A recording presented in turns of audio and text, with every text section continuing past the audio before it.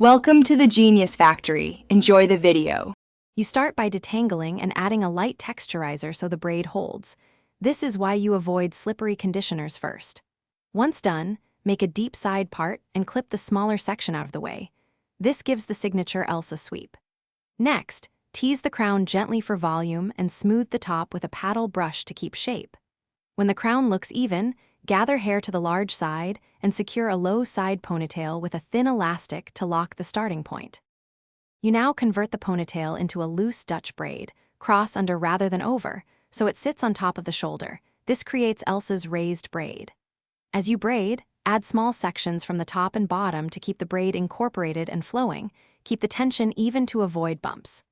Once you reach mid-length, stop adding hair and continue a regular 3-strand braid to the ends. Then, pancake the braid by gently pulling the outer loops. This widens each segment and creates that full storybook look. Finish by fastening the braid with a clear elastic, then tuck or wrap a small ribbon around the base to hide the band. This polishes the style. Pull a few face framing pieces and softly tug a couple of crown strands for a lived-in effect, then mist with a flexible hold spray to set everything without stiffness.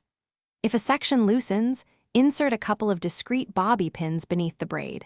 If frizz appears, smooth a pea-size amount of cream over flyaways to restore the sleek Elsa silhouette.